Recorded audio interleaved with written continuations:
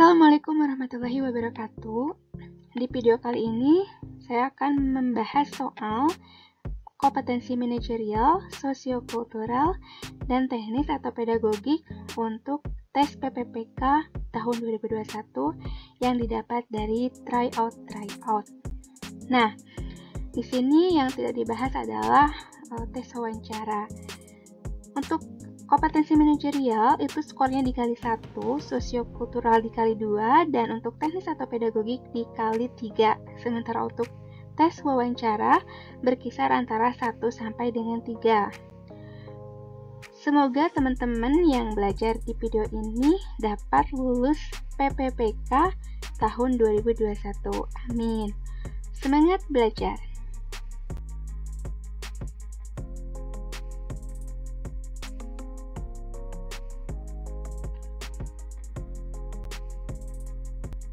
Baik, kita ke soal pertama, soal manajerial. Anda berniat untuk mendirikan usaha kerajinan kayu.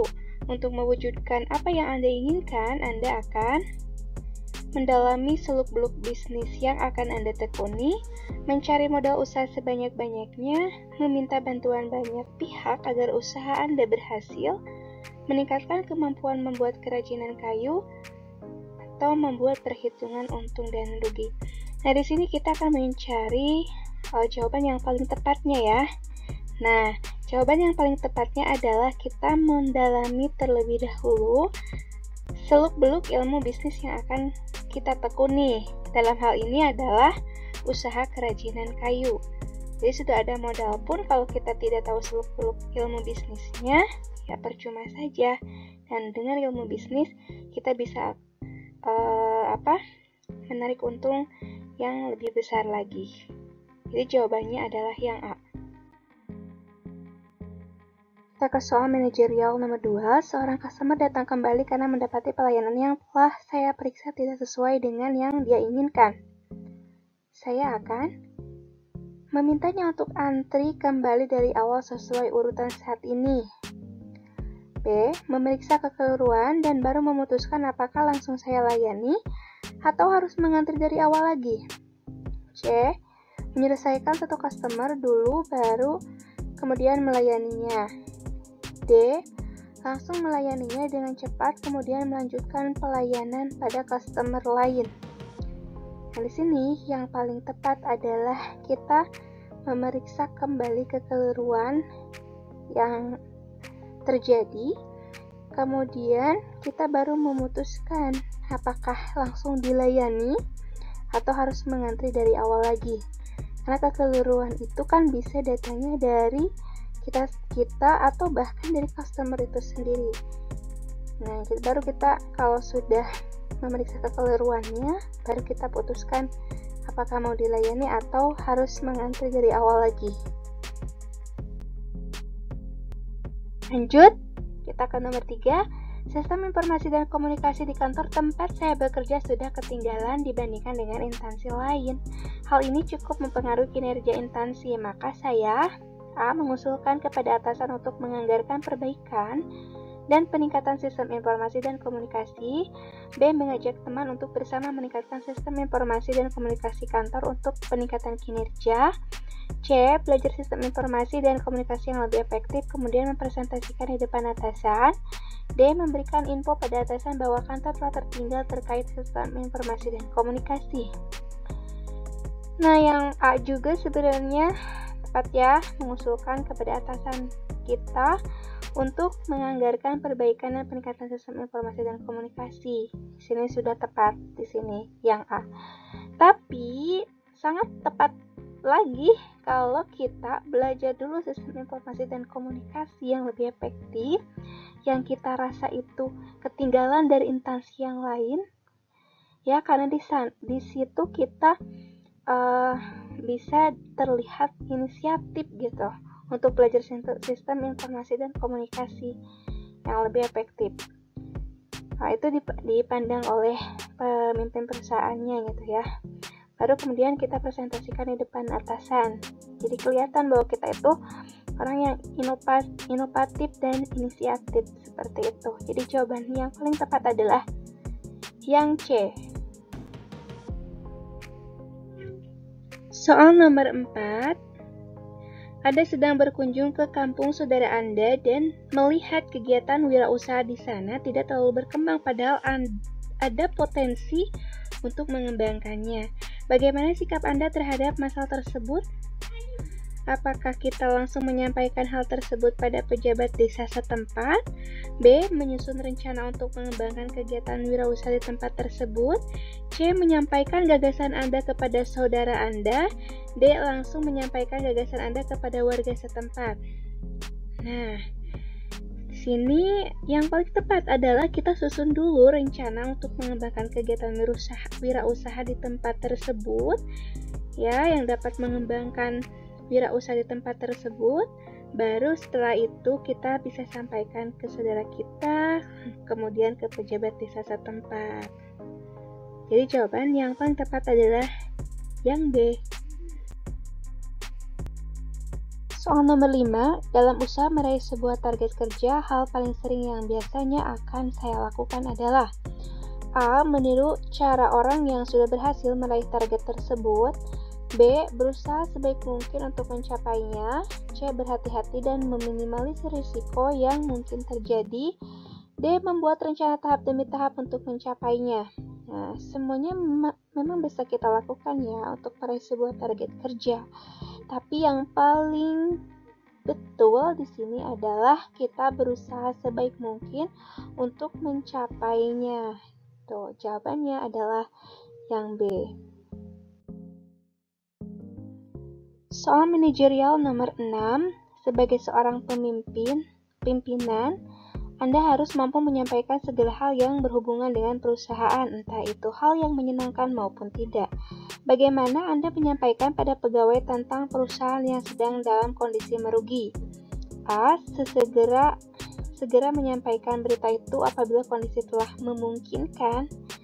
Berarti ini tetap menunggu kondisi memungkinkan ya. B. Menyampaikan berita itu setelah semua pegawai sudah berkumpul. C. Sesegera mungkin menyampaikan berita itu karena memang demikianlah kenyataannya. D. Sesegera mungkin menyampaikan berita itu karena hal itu adalah darurat.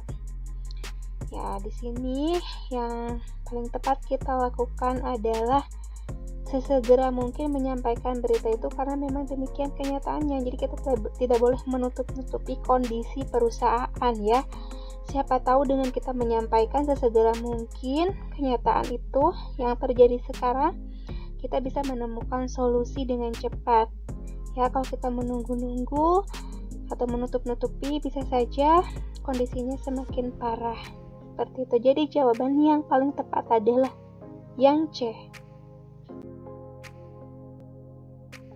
Baik, kita ke soal manajerial nomor 7.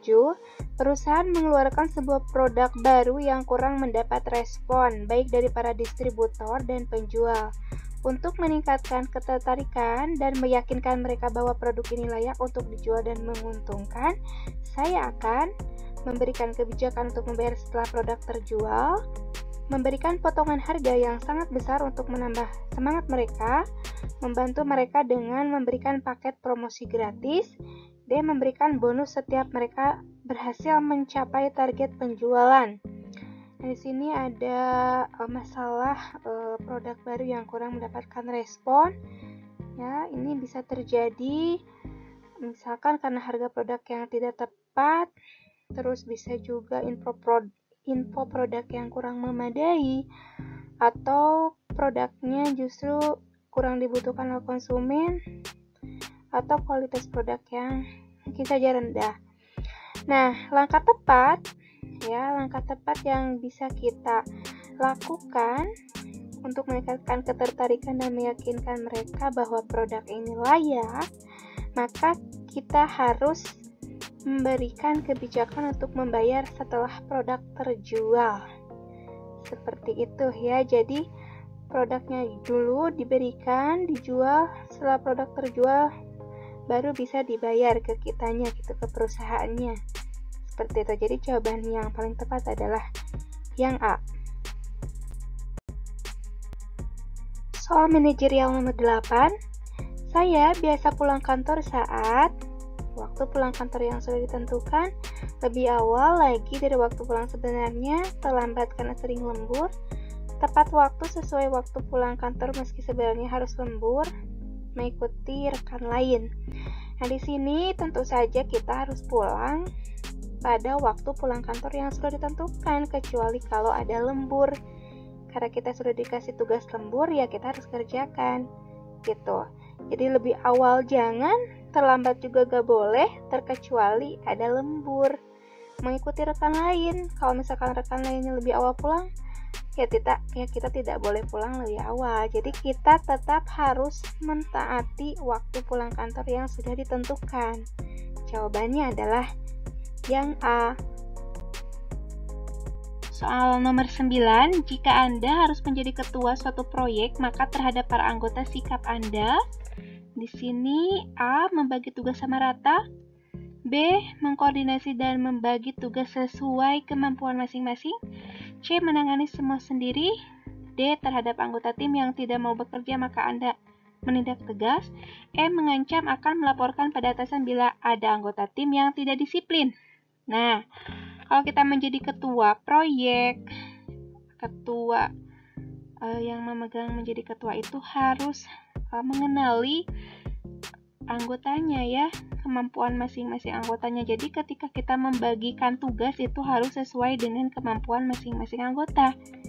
Jadi jawabannya di sini yang B, mengkoordinasikan dan membagi tugas sesuai kemampuan masing-masing. Percuma kita bagi tugas sama rata kalau di antara tim itu ada yang tidak mampu mengerjakannya karena tidak sesuai dengan kemampuannya. Apalagi menangani semua sendiri, untuk apa? Kan tim. Seperti itu. Jadi kita harus mampu menggunakan kemampuan manajerial kita, manajemen kita. Seperti itu. Soal manajerial nomor 10. Vendor atau pihak ketiga melaporkan bahwa proyek yang sedang dikerjakan tidak mencapai target tepat waktu. Tindakan yang saya lakukan adalah meminta bukti untuk dilaporkan kepada atasan, meminta vendor untuk menyelesaikan pekerjaan tepat waktu, meminta bukti yang lengkap untuk didiskusikan dan mencarikan solusi, D. Meminta bukti yang lengkap untuk dilaporkan kepada atasan bahwa vendor kurang baik, E. Meminta alasan kepada vendor mengapa pekerjaan tidak selesai tepat waktu.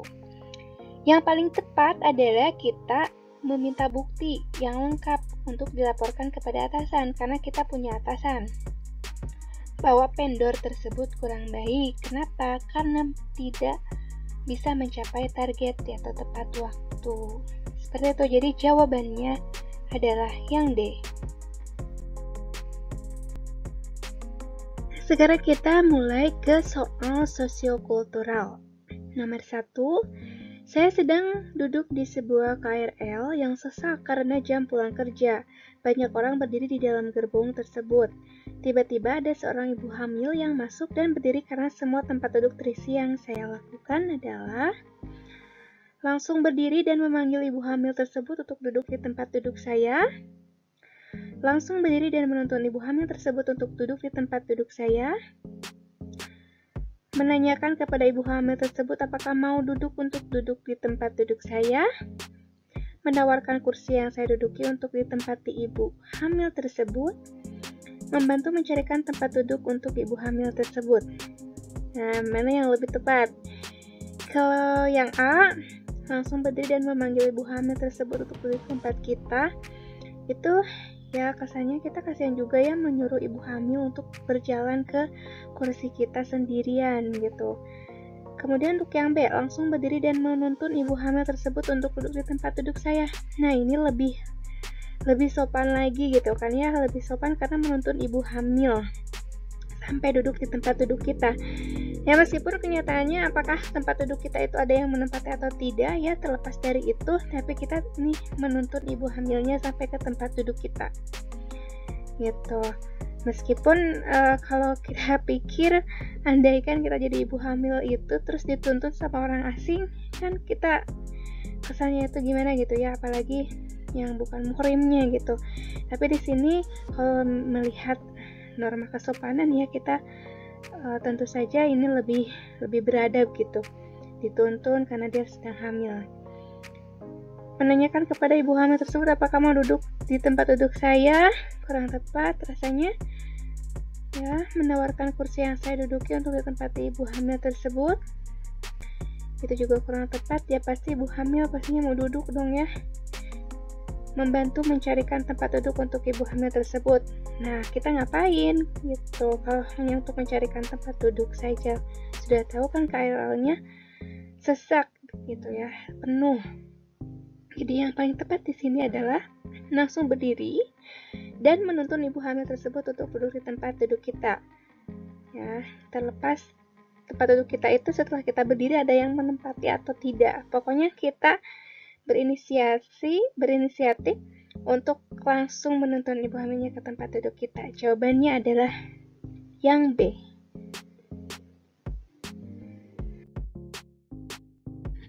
Oke, soal sosiokultural nomor 2. Ketika pertama kali berkenalan dengan seseorang yang baru, saya selalu berusaha untuk menunjukkan bahwa diri saya adalah orang yang tegas, disiplin, supel, jujur, atau rajin. Nah, di sini kan ada kata pertama kali berkenalan. Tentu saja orang belum tahu siapa kita, belum tahu sikap, sifat kita, karakter kita ya. Jadi yang perlu kita tunjukkan pada orang yang baru pertama kali kita kenal adalah sifat supel, yaitu mudah bergaul gitu kan, nyambung, mudah diajak bicara, easy going gitu lah ya. Kalau tegas, disiplin, jujur, rajin itu cenderung orang menilai kita ketika sudah lama mengenal kita gitu, baru orang bisa menilai, oh ini orang jujur, rajin, tegas, disiplin, seperti itu. Menurut saya sih seperti itu. Jadi kalau yang pertama kali berkenalan, ya pasti kita akan menunjukkan bahwa kita adalah orang yang supel. Jadi jawabannya adalah yang C. Soal sosiokultural nomor 3. Teman ingin meminjam mobil saya untuk keperluannya, sementara saya tahu dia tidak memiliki SIM. Saya akan menolak permintaannya dengan alasan mobil akan dipakai, itu berbohong ya. Meminjamkannya dengan perasaan cemas, itu juga tidak baik untuk kitanya, kita jadi cemas. Ragu-ragu untuk memenuhi permintaannya. D. Memenuhi permintaannya untuk meminjamkan mobil, ini terlalu beresiko, dia belum memiliki SIM, takut celaka, atau mungkin nanti terlibat dengan petugas lalu lintas, dan kita juga nanti akan repot. E. Menolak permintaannya karena ingin mematuhi aturan. Nah, ini yang paling baik ya. Lebih baik kita menolak permintaannya dan memberikan pengertian bahwa memang beliau itu belum memiliki surat izin mengemudi. Jadi jawabannya adalah yang E. Menolak permintaannya karena ingin mematuhi aturan. Soal selanjutnya, pada saat saya membutuhkan bantuan dari teman dekat saya menolak untuk memberikan bantuan. Saya akan sakit hati dan tidak mau membantunya jika dia memerlukan bantuan. Wah, ini dendam ya. B. Menerima keputusannya. C. Tidak mau berteman lagi dengannya, merasa kecewa dengannya, atau memohon dan memaksa untuk membantu saya. Jawaban yang paling tepatlah kita menerima keputusannya. Siapa tahu dia tidak membantu kita karena memang dia memiliki urusan yang lebih penting daripada membantu kita. Ya, kalau yang A itu lebih ke dendam, yang C sampai tidak mau berteman lagi itu jangan ya. Bagaimana kalau kita ada di posisinya, kita menolak, kita harus ada di posisi menolak untuk membantu orang lain, seperti itu ya, karena urusan kita. Jadi lebih baik kita menerima keputusannya. Siapa tahu ada yang lebih penting daripada membantu kita. Jawabannya adalah yang B. Soal sosiokultural selanjutnya, dalam kondisi kesulitan keuangan, keluarga meminta saya untuk menggunakan uang kantor yang kebetulan saya pegang. Saya akan yang A, meminta izin atasan terlebih dahulu. Ini bagus, tapi dengan kita minta izin untuk menggunakan uang yang kebetulan kita dipercaya untuk memegang uang tersebut itu kurang baik ya. Nanti bisa-bisa kita tidak dipercaya lagi. Yang B, menolak permintaan tersebut dan berusaha mencari solusi lain. Nah, ini tepat sekali. kita tolak saja sebisa mungkin dengan baik ke keluarga kita, dan kita mencari solusi lain untuk memenuhi kondisi kesulitan keuangan keluarga itu. Ya, untuk yang C, memenuhi karena tidak menjadi masalah. Ya, sekarang mungkin tidak menjadi masalah, bisa saja esok lusa kita akan terkena masalah ya.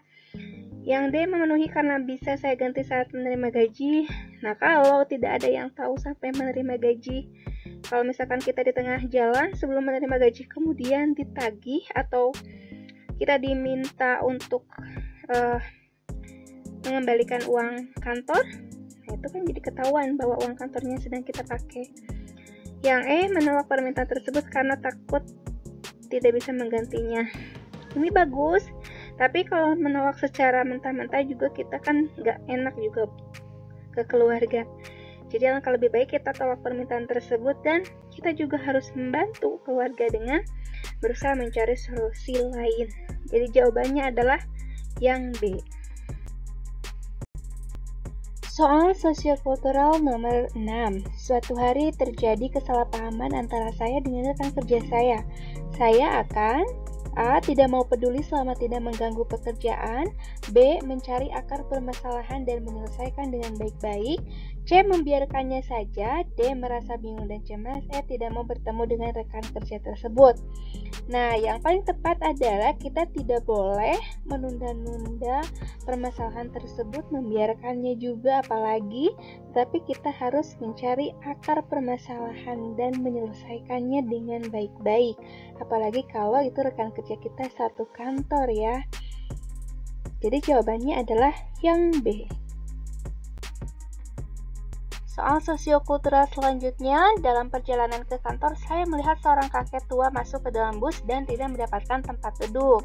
Saya akan, nah ini tadi kasusnya sama dengan ibu hamil tadi ya. Tentu kita tidak bisa membiarkannya begitu saja karena dia lebih tua dari kita, sudah kakek-kakek ya. Berarti kita harus memberikan tempat duduk milik kita kepada kakek tersebut. Seperti itu, jadi jawabannya adalah yang E. Soal selanjutnya, saat sedang mengerjakan yang harus segera selesai, yang mengerjakan sesuatu tugas, teman saya datang dengan wajah sedih dan tampaknya ingin berbicara dengan saya. Saya akan meminta waktu untuk menyelesaikan pekerjaan dan berjanji akan berbicara dengannya. Setelah itu, berbicara kepadanya dengan penuh perhatian. C. Tidak peduli dan tetap melanjutkan pekerjaan. D. Berbicara kepadanya sambil tetap bekerja. E. Meminta kepadanya untuk tidak mengganggu saya. Kalau untuk yang E, kan itu teman kita ya, mana mungkin kita membiarkannya seperti itu. Kalau yang D, berbicara kepadanya sambil tetap bekerja, tentu akan membuat kita kurang konsentrasi dan tidak fokus kepada pekerjaan kita. Yang C, tidak peduli dan tetap melanjutkan pekerjaan, ini ya tentu saja tidak mungkin kita lakukan, ini kan tidak baik, soalnya dia teman kita. Yang B, berbicara kepadanya dengan penuh perhatian, juga ini tidak mungkin karena kita sedang mengerjakan pekerjaan. Ya, meskipun kita ingin melakukan yang B pasti, tapi kita alangkah lebih baik melakukan yang A. Meminta waktu dulu untuk menyelesaikan pekerjaan yang sedang kita kerjakan pada saat itu yang harus segera selesai, baru setelah itu berbicara dengannya ya, dengan berjanji terlebih dahulu. Jawabannya adalah yang A. Oke, soal selanjutnya, dalam berbagai kesempatan rapat RT, teman saya selalu memiliki pendapat yang berbeda dengan saya. Sikap saya, A. Memintanya untuk menyetujui pendapat saya. Nah, ini kurang baik ya, karena memaksakan kehendak untuk memaksakan pendapat kita. Yang B. Membencinya karena merasa ia tidak menyukai pendapat-pendapat saya. Tidak harus seperti itu ya. Nah, bebas mengungkapkan pendapat, mengemukakan pendapat itu bebas ya. Siapa tahu memang pendapat orang lain lah yang lebih tepat dibandingkan dengan pendapat kita. C. Mengapresiasi pendapatnya karena semua demi kebaikan bersama. Nih, ini tepat banget. Kita bisa mengapresiasi pendapatnya. Di sini mengapresiasi itu bukan berarti menerima ya. Kalau misalkan pendapatnya salah, kita apresiasi, kita hargai, gitu kan? Ya, kita hargai. Menghargai pendapatnya walaupun sangat mengecewakan saya. Nah, ini kesannya terpaksa. Selanjutnya, biasa saja karena perbedaan pendapat adalah hal yang wajar. Ini juga bagus ya, tapi lebih tepatnya kita apresiasi pendapatnya, kita hargai ini karena untuk kebaikan bersama. Jadi jawabannya adalah yang C yang lebih tepat.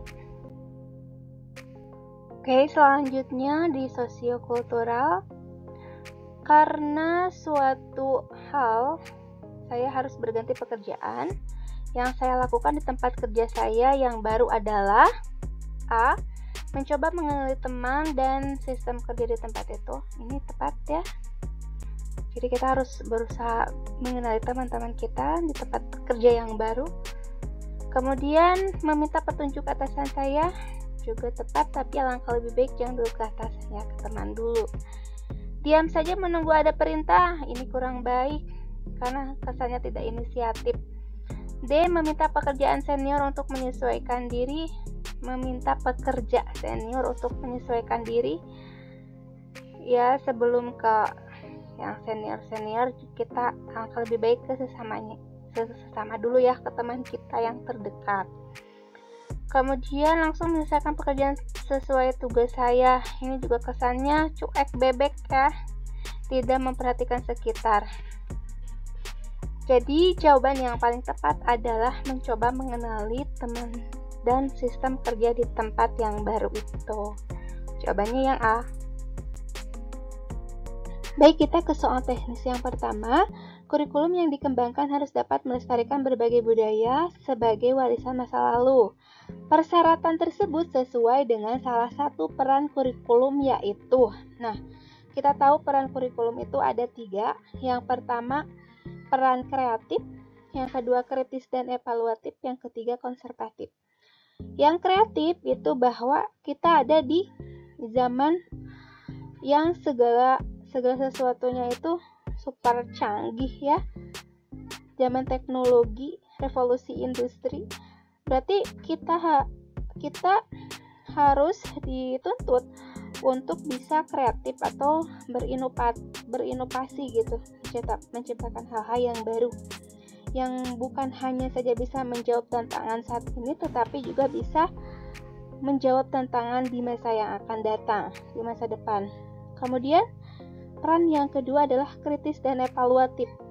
Di sini untuk kritis dan evaluatif bahwa cepat tanggap terhadap suatu hal ya. Jadi harus bersifat kritis dan evaluatif itu cepat tanggap dalam mengelola satu hal. Kalau kita bisa biasa-biasa saja ya, maka akan tergeser gitu. Akan tergeser oleh sesuatu yang baru.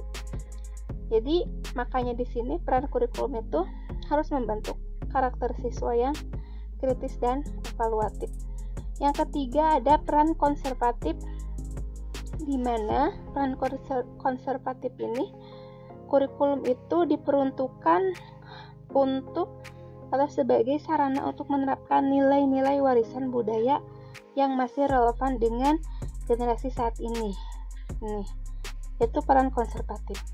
Jadi yang sesuai dengan soal ini adalah peran konservatif. Jawabannya adalah yang B. Lanjut ke soal teknis yang kedua. Agung saat melakukan presentasi selalu merasa takut untuk berbicara.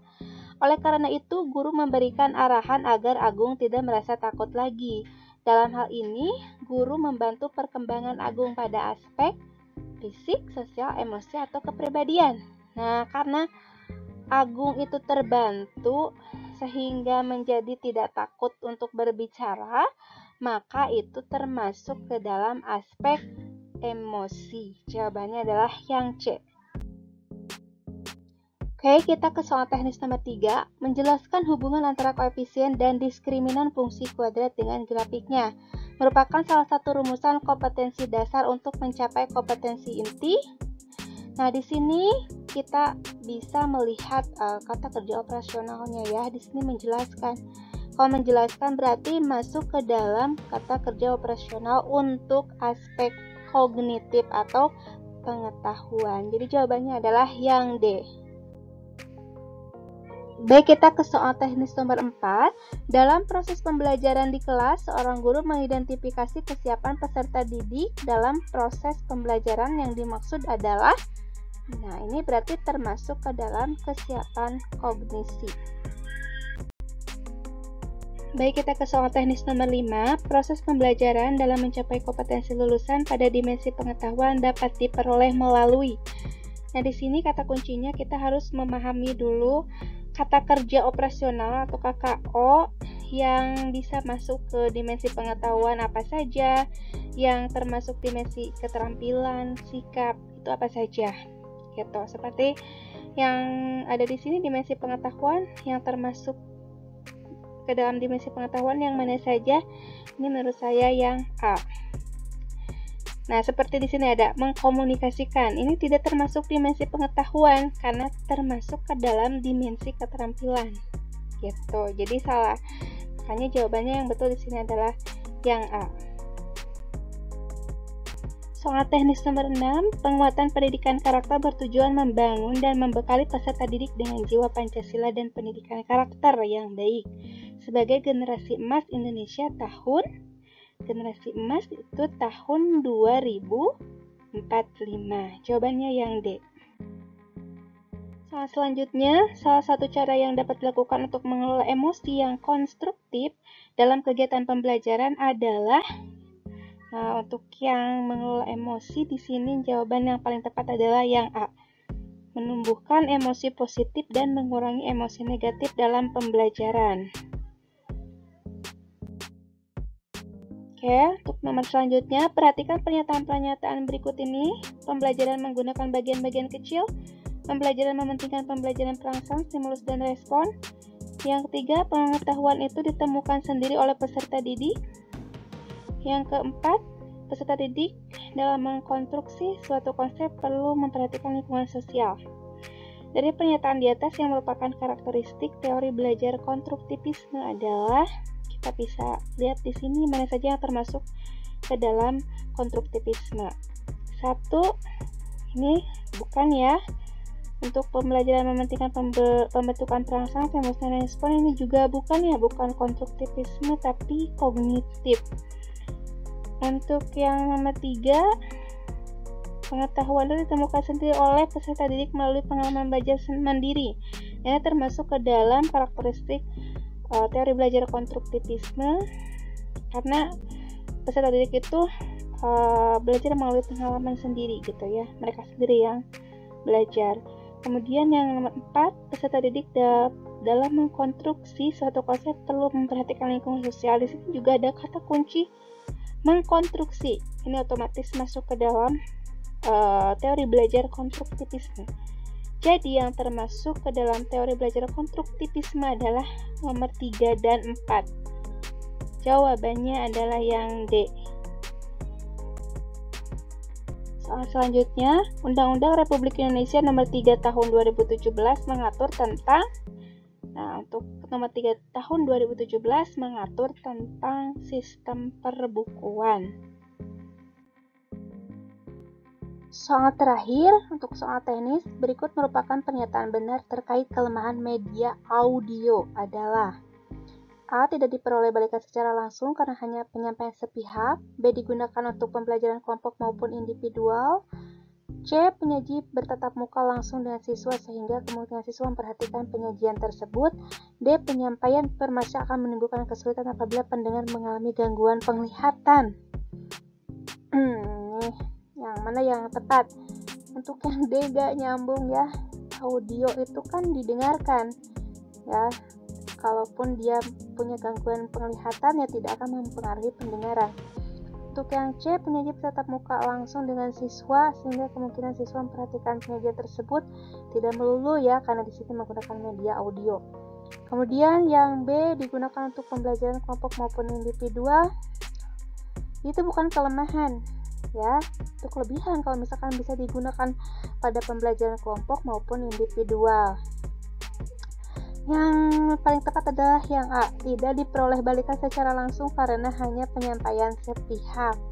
Jawabannya adalah yang A.